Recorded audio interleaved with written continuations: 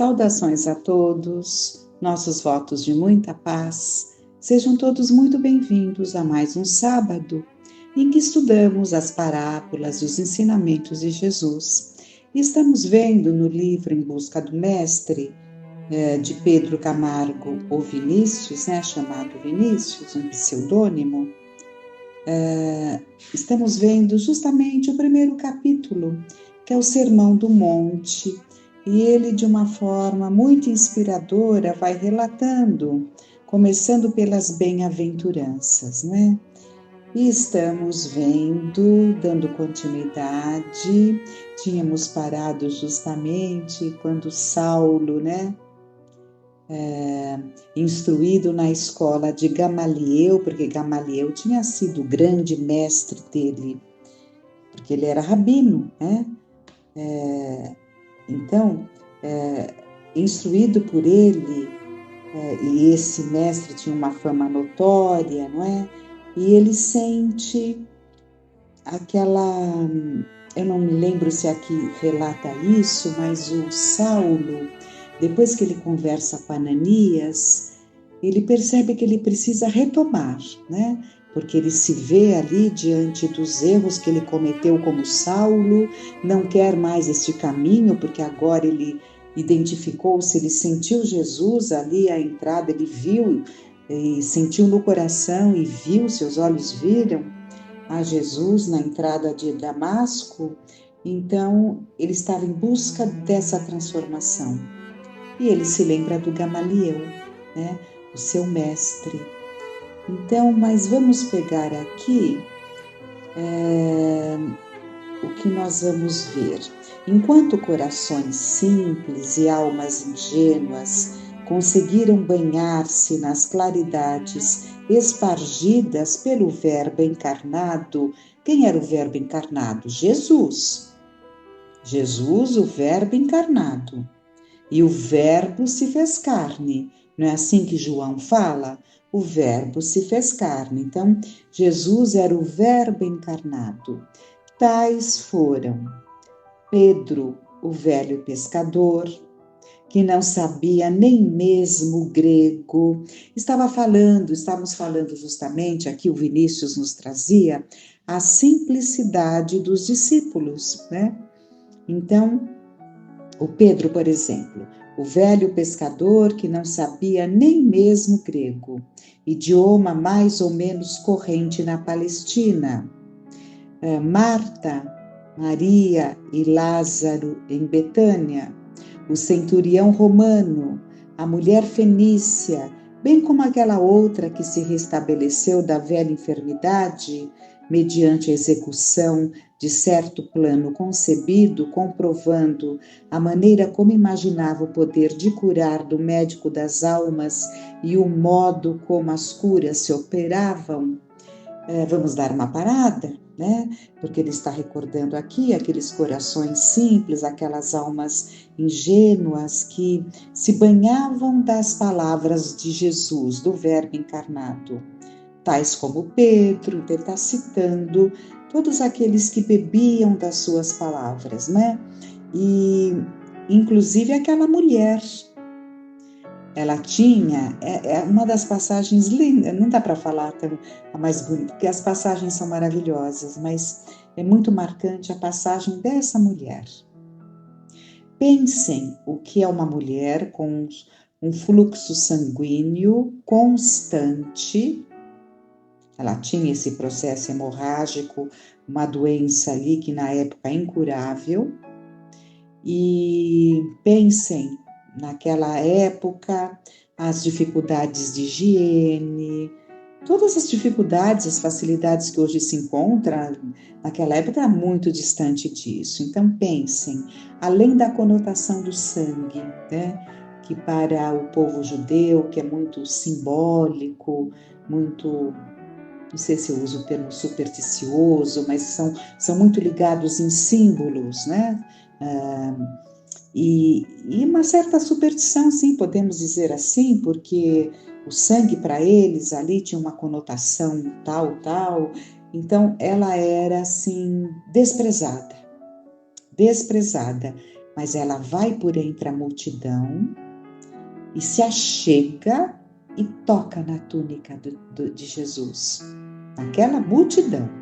E Jesus se volta para os discípulos que estavam próximos a ele e diz: quem me tocou? Aí o Pedro, fala: mestre, a multidão te toca e perguntas quem te tocou? Aí, quando ela viu que ela foi percebida, ela fala: eu Senhor. Não, e antes ele fala: eu senti sair de minha virtude. Nas traduções fala virtude. Podemos entender isso como um fluido, Ele sentiu sair dele um fluido salutar. E ela é relatado que ela se sentiu curada na hora, porque o fluxo era constante. Ela se sentiu curada na hora. Então, aí nós vemos uma situação que naquele momento não foi Jesus direcionando, foi ela atraindo aquele fluido salutar que emanava de Jesus. É uma passagem belíssima. Então,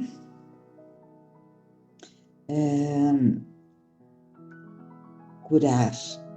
Finalmente, para não nos alongarmos, Zaqueu, o publicano, interpretando e traduzindo fielmente a essência da moral divina e da escola redentora, personificada no Filho de Deus. Então, citando aqui tantos e tantos e tantos que viveram e sentiram a grandeza de Jesus. Todos esses eram indivíduos que não se distinguiram pelas letras, nem pelos fulgores da inteligência, mas pela humildade de espírito, pela pobreza das vaidades. Pobreza das vaidades. Então, vocês se lembram que nós estávamos vendo justamente que todas as bem-aventuranças são decorrentes da primeira, que é a principal. Bem-aventurados os pobres de espírito, porque deles é o reino dos céus, ou deles é o reino de Deus. Então, esse pobres de espírito, ele explicou muito bem, porque há muita confusão em relação a essa palavra, mas cada vez vamos entendendo mais a pobreza das vaidades. Esses que foram citados aqui tinham como característica a humildade.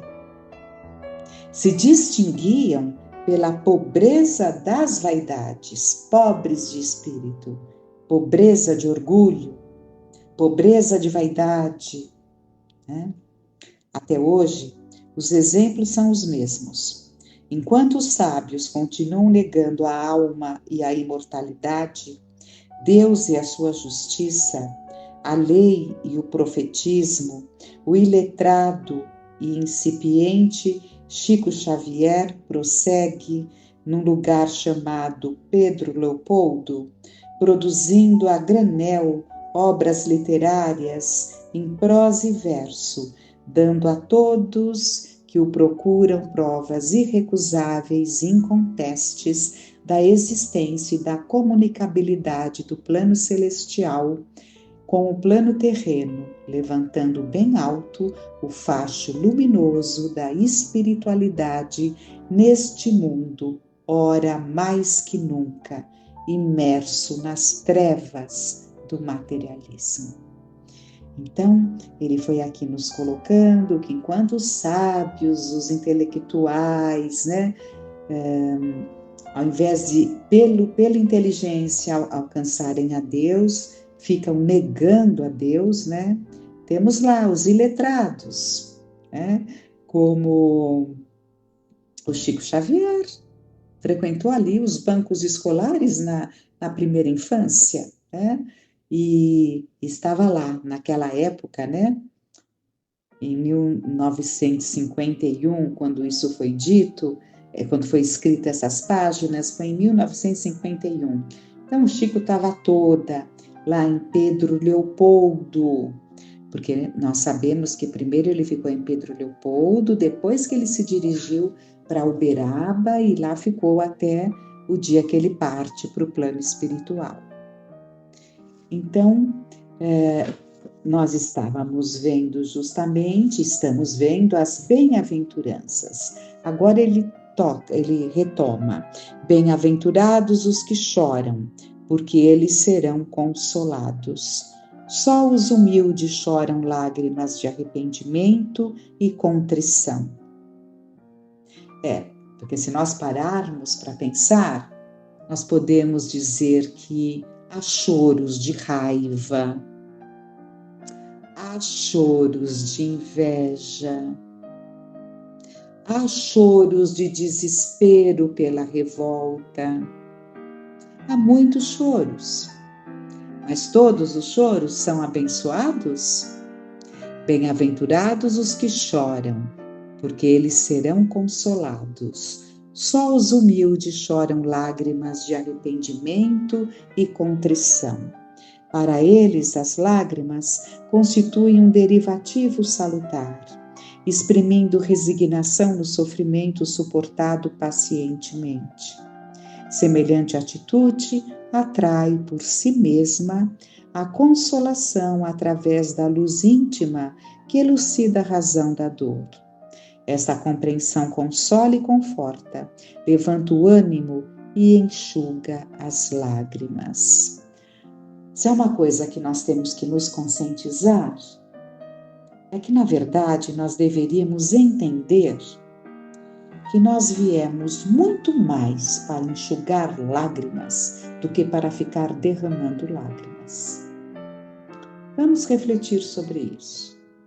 Nosso papel, junto dos nossos, que seja no círculo estreito, nosso papel.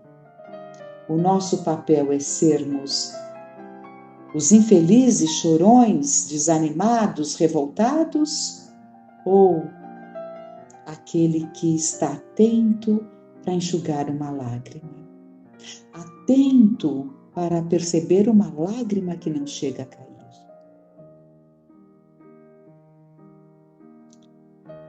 Muito a refletir. Ele vai falar aqui: as lágrimas que brotam da raiva, da revolta e da insubmissão à lei de consequência, que é a lei de causa e efeito, né? Não fazem jus à promessa dessa beatitude. Bem-aventurados os mansos, porque eles herdarão a terra. A mansuetude é apanágio dos humildes. Consoante a promessa supra, nem sempre os brutos armados governarão o mundo. Dia virá em que a sua direção caberá aos justos e aos bons, em que os grandes serão aqueles que maior soma de benefícios tiverem feito à humanidade, em que os heróis não serão mais aqueles que tiram a vida dos seus semelhantes, mas os que derem a sua em favor da coletividade. Cremos piamente que essa época chegará, visto como o destino dos mundos e dos seres traçados por aquele que os criou é evoluir das trevas para a luz, da violência e da bruteza para a justiça e para a bondade. E ele continua: bem-aventurados os que têm fome e sede de justiça, porque serão fartos. É sabido que a fome e a sede são necessidades irresistíveis. Os famintos e sedentos empregam todos os meios e todas as possibilidades para satisfazerem aqueles imperativos da carne. Assim também procedem os que têm fome e sede de justiça e de verdade. Empregam os meios adequados à conquista do nutrimento do espírito.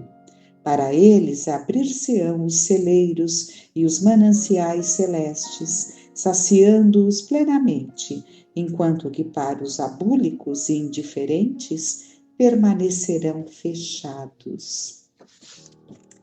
É interessante, né? Essa leitura que ele faz, né? Que o sedento, faminto, fisicamente falando, né? Organicamente, ele vai buscar todas as possibilidades para satisfazer aquela necessidade, né?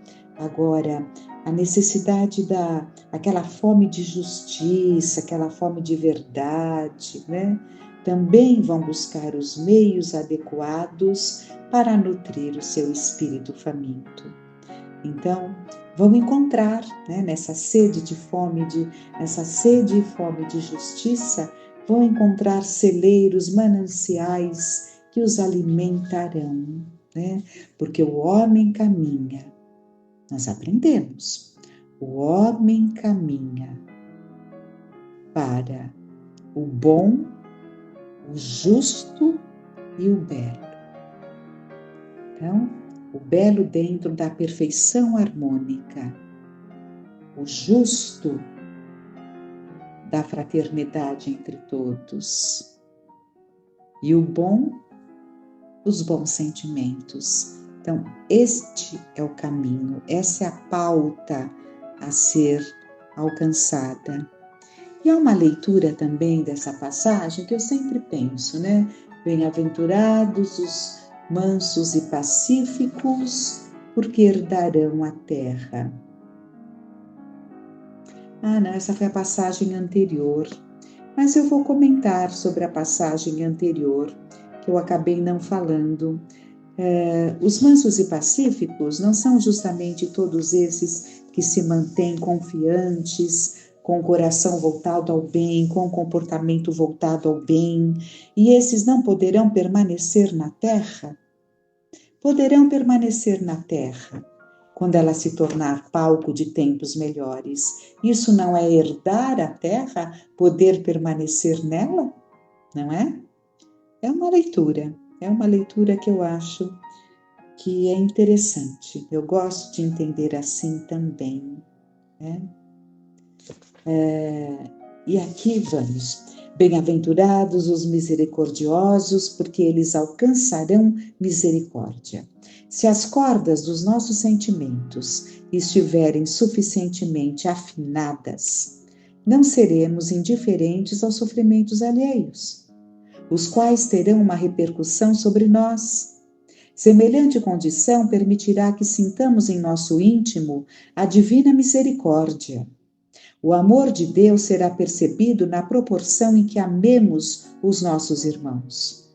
A graça divina é dada abundantemente, infinitamente. Então, tomarmos muito cuidado com posturas em que possa se falar: ai, eu amo Jesus, eu aceitei Jesus, né?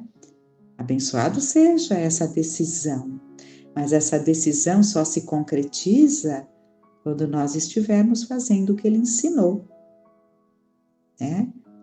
Amando ao próximo é que amamos a Jesus. Para amar a Deus, e vamos colocar Jesus, né? Para amá-los, nós temos que amar o próximo. Amar todos os filhos, ou todos os irmãos, né? Filhos de Deus, irmãos de Jesus, né? Porque temos que entender que Jesus, embora seja o nosso Senhor, né? Como a gente fala, o nosso Senhor, mas ele não é Pai. Pai é Deus que nos criou. Então, essa palavra Pai, ela tem esse significado profundo. E não é uma invencionice nossa. Jesus nos ensinou a falarmos Pai Nosso, né? Então, continuando aqui nos bem-aventurados, os misericordiosos, o Vinícius coloca: nós é que delimitamos recebendo apenas aquela porção que os nossos sentimentos podem refletir. Quem ama pouco, pouco recebe do amor divino. Quem muito ama, muito recebe. A cada um segundo o grau que conseguiu imprimir a sua evolução moral. Somos os arquitetos do nosso destino. Por isso que essa doutrina é abençoada, por isso que essa doutrina, ela nos ajuda tanto na nossa recomposição mesmo, na busca de nos ajustarmos, reajustarmos diante das nossas dificuldades, porque ela é tão esclarecedora que ela conforta, que ela consola, por isso que ela é o consolador, ao mesmo tempo que ela liberta, porque conhecer essa verdade é uma libertação. Por isso que Jesus afirmou: conhecei a verdade e a verdade vos libertará. Então, quanto mais nós mergulhamos nessa verdade e buscar entender a Jesus, sentir a Jesus, é caminhar para a verdade, porque ele disse, né, que ele é o caminho da verdade, ele é a verdade, então, nos leva à verdade. Então, entendamos a importância de mergulharmos em todos esses ensinamentos. Como conhecer a Jesus? Como fazer com que ele faça parte dos nossos dias, dos nossos pensamentos, se nós não o conhecemos? Se nós não nos familiarizarmos com ele, com as pessoas aqui encarnadas, quando que nós temos assim, criamos uma conexão mental, um vínculo mais forte, quando convivemos. Por mais que nós gostemos, até amemos, admiremos, mas se não existe ali um vínculo de convivência, não é a mesma coisa do que quando estamos vinculados a alguém que começa a fazer parte dos nossos pensamentos, porque ouvimos isso, ouvimos aquilo, conversamos isso, mais aquilo, ou seja, faz parte do nosso cotidiano. Então, quando existe isso, esse sentimento, ele se potencializa, os vínculos ficam fortes, vigorosos. E é isso que tem que acontecer com Jesus. Só que para isso nós temos que trazê-lo para o nosso convívio mental, para que a gente consiga, conhecendo os seus ensinamentos através dos escritos que deixaram sobre suas palavras, criarmos essa familiaridade. Temos que ter as passagens, ou algumas delas na nossa mente, para durante o nosso dia trabalharmos determinadas lições que ele nos deixou, preciosas lições. E esse momento das bem-aventuranças é o código de vida, é o comportamento de vida que ele nos traz. Então, muita gratidão por tanta oportunidade, muita gratidão por estarmos vivendo nesses tempos que, mesmo tão difíceis, Deus jamais nos abandona e nos dá os meios para superarmos as nossas lutas, os nossos desafios. Com muita gratidão, muita confiança, rogando a Deus, rogando a Jesus, a Maria de Nazaré, que nos envolvam em bênçãos de amor e de luz. Que fiquemos em paz.